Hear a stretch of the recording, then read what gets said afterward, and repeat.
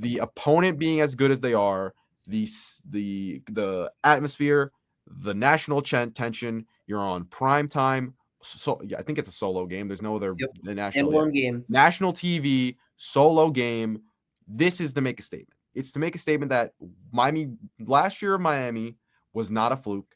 It wasn't like, it wasn't like, well, we were back for 1 year again to off into mediocrity.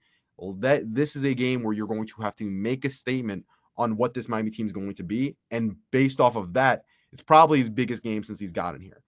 Like Yep. that's fair. Honestly, UF last year probably as big as this game. I think the big difference is that you're playing a Notre Dame team that was just in the national championship.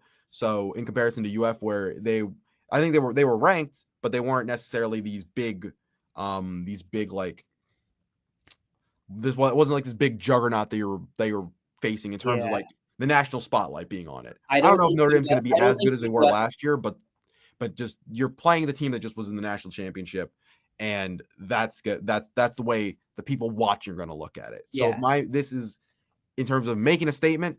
This is the time to make a statement. Yeah, I don't think UF was ranked last year because I'm thinking about the stat right now that this is partly why I'm talking about why it's such a big game for Mario.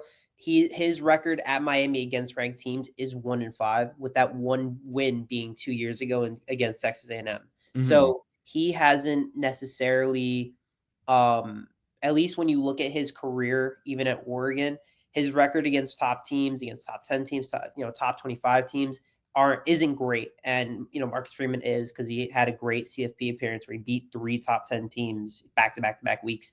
But when you're looking at that, you're saying that Mario's got to flip the script.